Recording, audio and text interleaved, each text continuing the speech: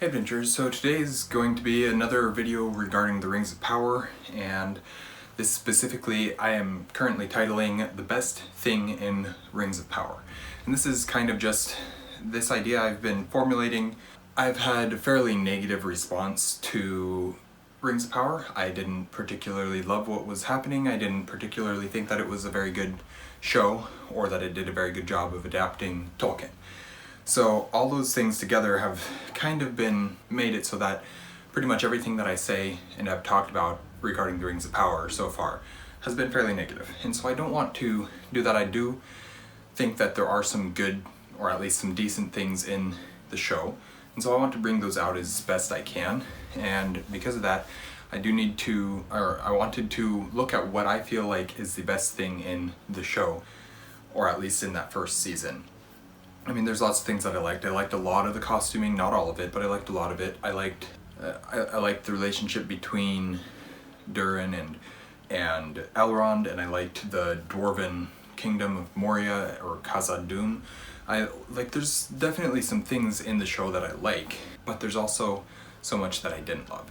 And so I did want to bring this one part out, specifically make a video on it. I don't think it'll be a terribly long video, but I did want to mention it, and I'm not sure if this will change in the next season or not, and I'll get to that towards the end of the video. So, the best thing in the Rings of Power was, in my opinion, Adar. And there's a lot that goes into that, and what all that means, but really, we know who Adar is. He was basically the main villain of Season 1. He was the character that was leading the orcs, that was clearly at one point in time an elf, or is still an elf maybe. We weren't exactly sure, but we know now.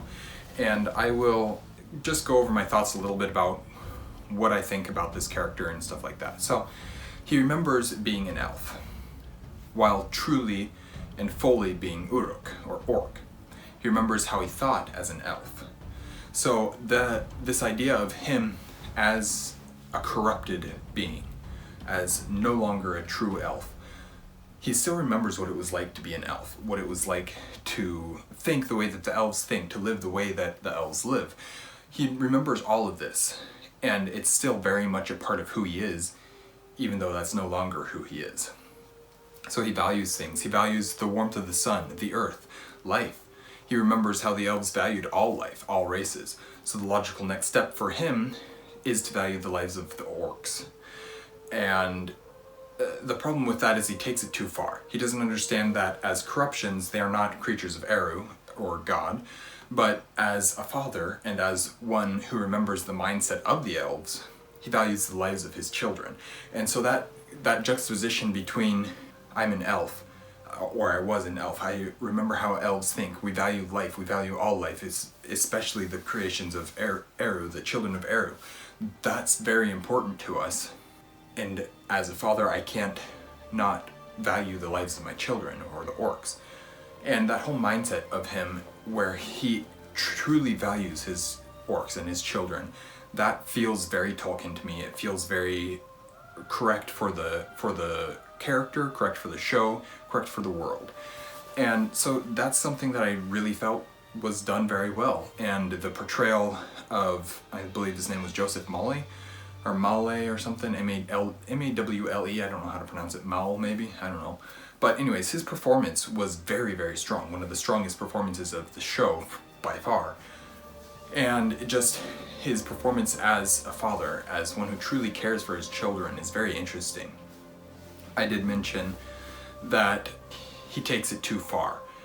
The problem is he takes it too far. He doesn't understand that as corruptions, they are not creatures of Eru. So, and this goes into a way deeper topic of who are the orcs, what are the orcs, are they actually children of Eru or not?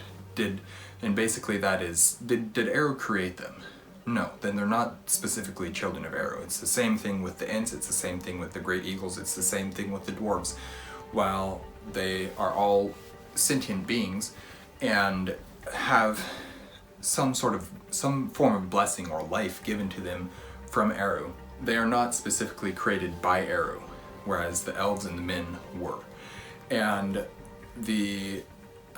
The difference though is that the orcs, unlike the dwarves, the ents, and the eagles, unlike those, the orcs were not created, they were corruptions. And they still have life, yes, but how that life works for them is probably quite different from the other races.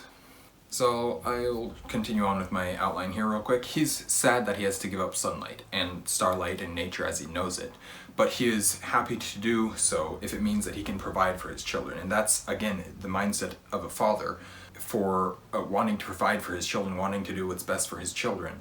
He wants to create a land where the orcs can live, can thrive, can grow, and can don't just have to survive, they can actually exist more than just to survive. So because of this, even with his misguided and corrupted view, he's still understandable and relatable in a way that no other character really is in the show. I mean, we've got some characters, I feel like Arandir is a fairly relatable character, I feel like Elendil is a fairly relatable character. There's several other characters in the show that do feel pretty relatable in many different ways, but Adar is the most relatable character, which is strange because not only is he a corrupted elf, which I'm a human, I can't relate to an elf in that way, but not only is he is he a corrupted elf, but he is also the bad guy. And you don't really expect to relate to that type of character, but then him being a father and him wanting to provide for his children, that is relatable. And performance, everything about it is just the most relatable part, and because of that, the best part of the show.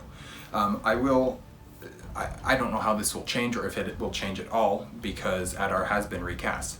This video, I wrote it several weeks before I got news of his recast, before I learned about it at least. I don't know if it was before it was announced or not, but I didn't know that he was being recast until after I had written this video, and then I found out a couple days ago, and I'm like, I wonder if that will change anything or how it will change it. And I don't know that it will, I don't know if it will or how or anything like that, but it's, for season 1, the most relatable thing the best thing in my mind was Adar and his character, his mindset, his motivations, his interactions with the other characters, with Galadriel and with Halbrand.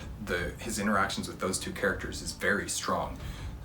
By far some of the best acting you get from Galadriel is in that scene where she's interrogating Adar. It's not accurate to who Galadriel is supposed to be, but it is some of her best acting that she gives in the show. And I'm not one of the people who thinks that Morfydd Clark did a bad job as Galadriel. I think she did an okay job. I think most of it was in the writing, in the directing, and in the maybe a little bit of studio interference. But overall, I don't have that much of an issue with Morfydd Clark's portrayal of Galadriel. But still, I do think Adar is the best part of the show, and I'm going to leave it at that. Alright, thank you guys for watching an Erudite adventure. We post videos every Monday and Thursday with adaptation stuff coming out on Wednesdays like this one is.